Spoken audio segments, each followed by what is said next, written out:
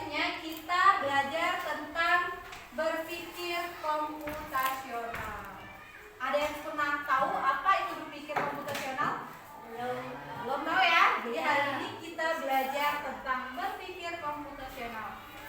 Sebenarnya ya, sistem kita, komputer itu, kita sudah menerapkannya dalam kehidupan sehari-hari.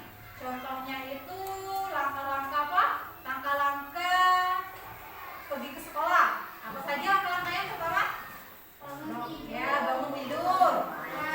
Mandi. Sarapan. Terus? Pakai seragam. Terus? Berangkat ke sekolah. Sebenarnya itu sudah termasuk dalam berpikir komputasional. Berarti terstruktur. Jadi itu adalah langkah-langkah berpikir termasuk dalam berpikir komputasional. Kalau langkah-langkah itu kita balik-balik, apakah bisa? Tidak. Jadi seperti itulah berpikir komputasional. Berarti terstruktur. Paham? Paham.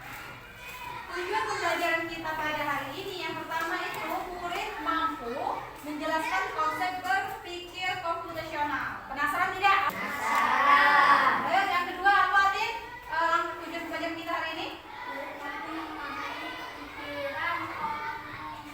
Komputasional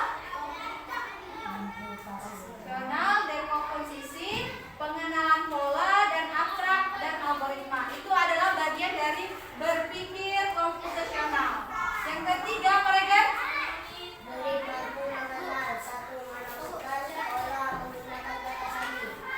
Apa sih berpikir komputasional itu? Berpikir komputasional adalah berpikir kemampuan menyusun solusi masalah secara logis sehingga dapat diproses oleh manusia dan komputer. Jadi daya pikir kita dengan komputer itu sama. Menurut kalian, pintar kita apa komputer? Yakin? Komputer itu buatan siapa? Manusia. Berarti lebih pintar manusia apa komputer? Sedangkan manusia itu ciptaan Tuhan. Prinsip berpikir komputasional. Berarti prinsipnya itu ada decomposition yang pertama, berarti pemecahan masalah menjadi bagian-bagian kecil dan lebih mudah dikelola, dipahami secara sederhana. Ini adalah apa tuh tadi 4 macam dari berpikir komputasional. Yang pertama ini adalah dekomposisi.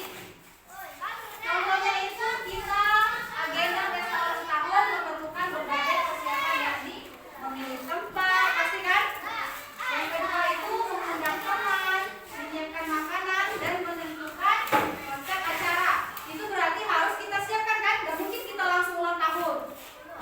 Kita harus menyiapkan baju, menyiapkan tempat, menyiapkan makanan. Gak mungkin orang-orang kita undang tidak makan kan? Nah itu adalah struktur dari dekomposisi. Jadi berpikirnya itu ada langkahnya. Terus juga menentukan konsep. Dan mungkin kalau aku ulang tahun langsung keliling, otomatis ada berdoa dulu kan? Jadi harus ada bagian-bagian kecil yang supaya mudah dikelola. Yang kedua itu ada pengenalan pola atau pattern recognition. Itu nama Inggrisnya aja, tapi dalam bahasa Indonesia itu pengenalan pola-pola. Artinya itu mengidentifikasi kesamaan atau mencari perbedaan atau persamaan antara pola dalam berbagai masalah untuk menentukan solusi dan dapat diterapkan kembali, menemukan pola yang dapat digunakan kembali. Contohnya itu kartu gambar, kemudian pola angka. Yang ketiga itu pola bentuk. Seperti ini nak. Kalau pola angka itu berarti misalkan dari angka 2, 4, berarti terus ya 6, 8, terus 10, 12, 4. Nah itu adalah contoh pola angka, berarti harus berurutan. Contohnya lagi misalkan gambar bunga. Bunga mawar melati, mawar melati. Jadi terusnya adalah mawar melati, mawar melati. Itu adalah urutan antar pola. Contohnya seperti itu. Ada berupa angka, berupa gambar, atau berupa bentuk. Yang ketiga itu ada abstraksi. Apa itu abstraksi? Silakan dibaca itu Mawar. Abstraksi mengenai informasi yang tidak relevan dan cenderung mengambil bagian yang penting menyelesaikan masalah. Dengan kata lain yang terfokus pada informasi penting dan menyaring detail yang tidak relevan. Oke, itu adalah abstraksi. Contohnya itu kartu berisi deskripsi benda atau tempat dan menyebutkan nama. Itu ada contohnya. Nanti kita bahas contohnya. Nah, sekarang yang keempat itu adalah algorithmic thinking atau berpikir algoritmik. Apa itu Najwa? Menyusun? Menyusun langkah-langkah instruksi ataupun prosedur yang sistematis untuk menyelesaikan suatu masalah. Oke, itu algoritmik itu seperti yang kita tadi. Itu adalah menyusun langkah-langkah. Harus berurutan seperti buku resep tadi. Cara-cara membuat jus mangga. Nah, berarti ada kan langkah-langkah, bahan kan? Nah, seperti itulah algoritmik. Berpikir algoritmik berarti mempunyai atau menyusun langkah-langkah. Langkah-langkah pergi ke sekolah, misal. Terus langkah-langkah apa lagi? Contohnya? Ya, menyepak bola langkah-langkah. Mungkin langsung tendang kan? Oke, berarti itu adalah kalian sudah berpikir secara algoritmik. Yang pertama tadi apa? Dari kelompok? Sisi. Yang kedua tadi? Pengenalan? Yang ketiga abstraksi. Dan yang keempat ada algoritmik. Nah, ini contoh dekomposisi seperti tadi. Misalkan checklist keperluan pesta ulang tahun. Kita menyiapkan diri tempat, mengundang teman, menyiapkan makanan, menentukan permainan. Kalau kita sudah misalkan kita sudah beli tempat, berarti di checklist. Berarti yang belum tinggal mengundang teman, menyiapkan makanan, menentukan permainan. Jadi seperti ada checklist seperti itu. Jadi kita tahu nih apa yang belum dan juga apa yang sudah kita lakukan. Dengan seperti ini, apakah kita mudah untuk bekerja? Mudah? Mudah ya. Jadi kita tahu nih ada apa yang belum kita laksanakan dan juga apa yang belum kita laksanakan. Lanjut ini. Nah, ini pengenalan pola tadi. Seperti ini kelipatan berapa ini? Kelipatan 2. 2, 4, 6, 8. Terus? 10. Oke. Dan selanjutnya yang penting lompat ya. Nah, kemudian pengenalan pola ada apa ini? Log. Ada? Berarti? Nah, sudah paham kan? Berarti urutannya sesuai. Ini pola aktivitas dalam kehidupan sehari-hari. Contoh algoritmik. Apa algoritmik tadi? Menyusun langkah-langkah ya secara sistematis. Ini apa cara apa nak? Membuat mie instan. Otomatis kalian pasti senang mie instan. Siapa yang tidak senang mie instan? Tidak ada kan? Senang semua? Ini adalah langkah-langkah. Yang pertama itu kita rebus dulu. Yang kedua masukkan telur. Nah, ini adalah langkah-langkah. Nah, sekarang sudah kita bahas tentang beberapa macam berpikir komputasional. Ada berapa tadi? Ada 4. Nah, sekarang apa sih manfaat dari berpikir komputasional itu? Coba yang pertama adalah membantu. Oke. Berarti dengan berpikir komputasional, berpikir secara komputer tadi, kita tahu bisa memecahkan masalah tadi secara logis. Jadi ada langkah-langkah. Berarti kita ini sama pintar seperti komputer. Ada lagi? Yang kedua itu adalah melatih otak untuk berarti otak tadi untuk berpikir secara struktur. Berarti yang kata Miss tadi ada setiap berpikir ada langkah-langkah struktur ya. Aku hari ini adalah yang pertama jadwal aku adalah sekolah. Yang kedua aku itu ibadah.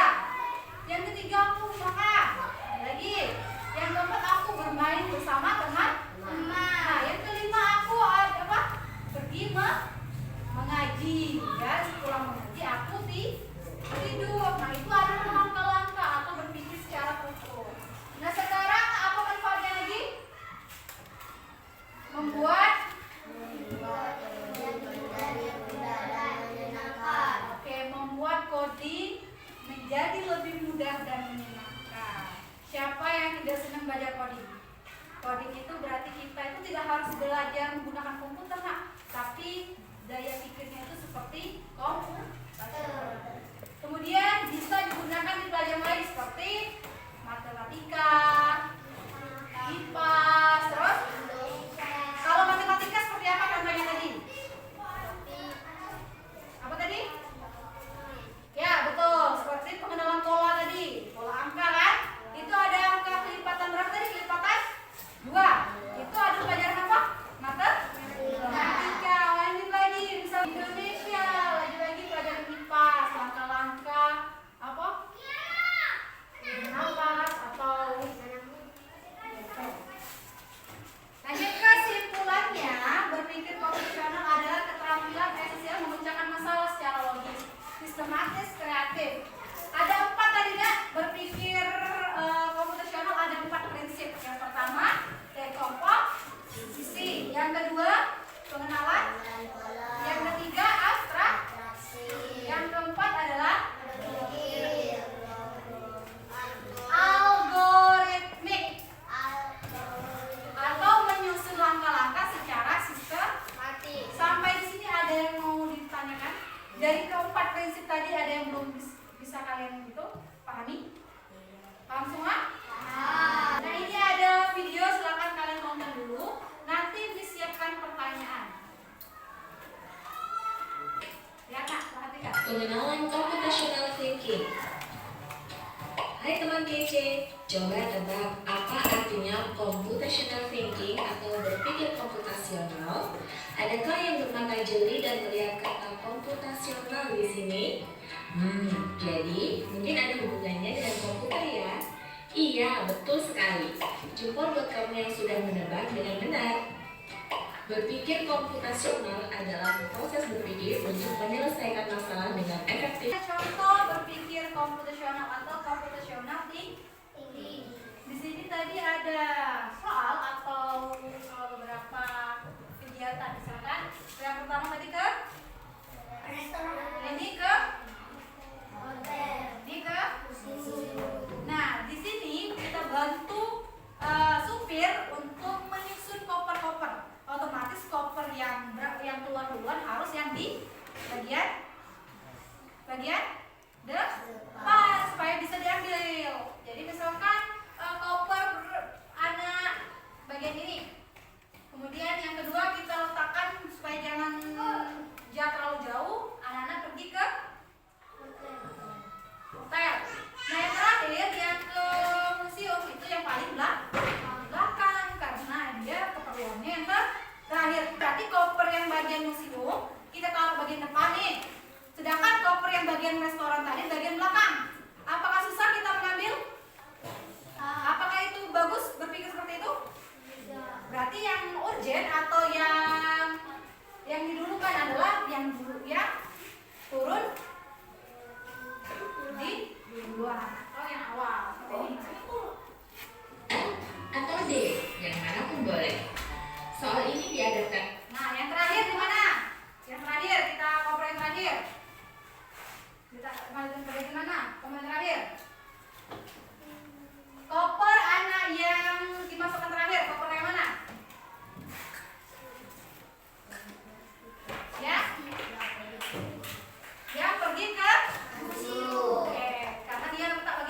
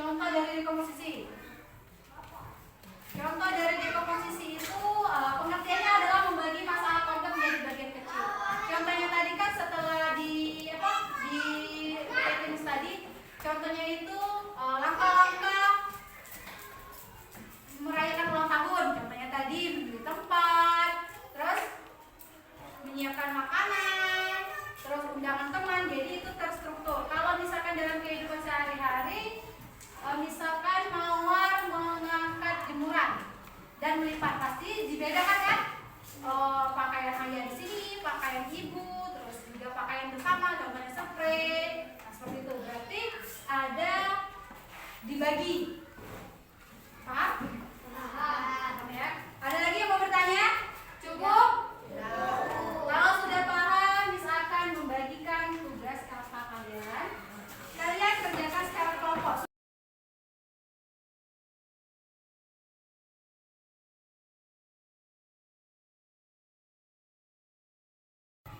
Sudah?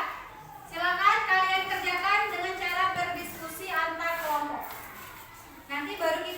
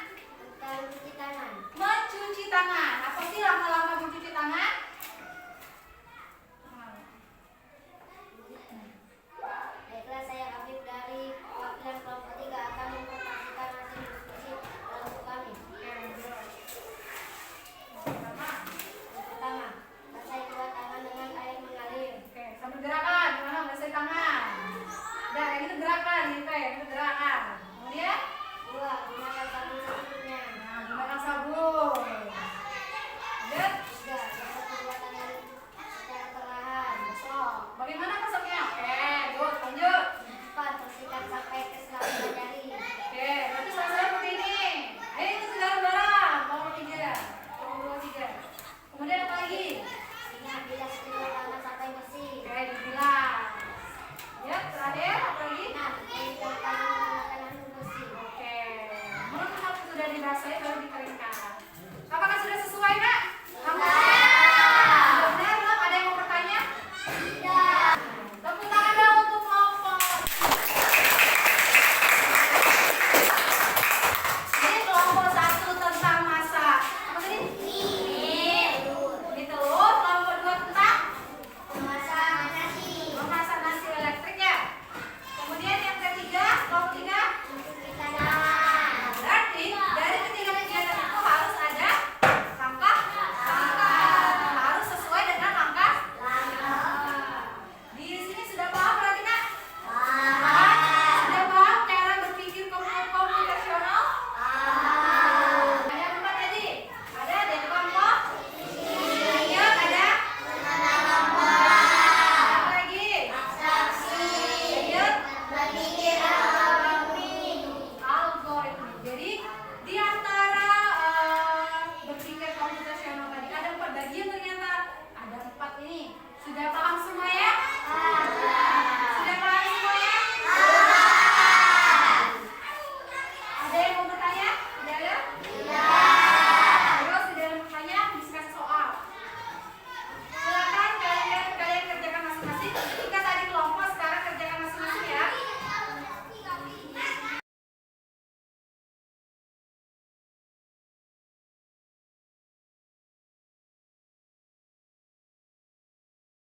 Sudah selesai? Silakan duduk. Umurnya sampai itu?